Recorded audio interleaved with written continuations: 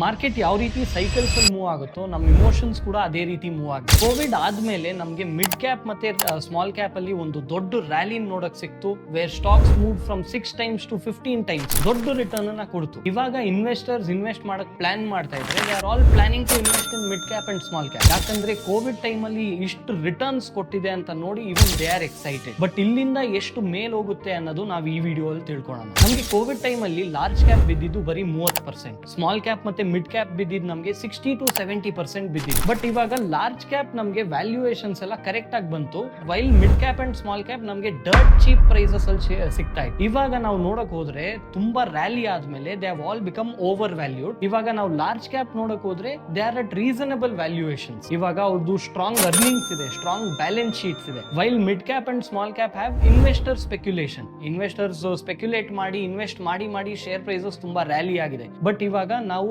Earnings ಪ್ರಕಾರ ಮತ್ತೆ profits ಪ್ರಕಾರ ನಾವು ಇನ್ವೆಸ್ಟ್ ಮಾಡಕ್ ಪ್ಲಾನ್ ಮಾಡ್ಬೇಕಂದ್ರೆ even I am favouring the large cap. So ಈ ರೀತಿ ನೀವು ಕೂಡ ಪ್ಲಾನ್ ಮಾಡಿ, do your due diligence before investing. And for more such content trading academy Bengaluru YouTube channel ಅನ್ನ ಸಬ್ಸ್ಕ್ರೈಬ್ ಮಾಡಿ.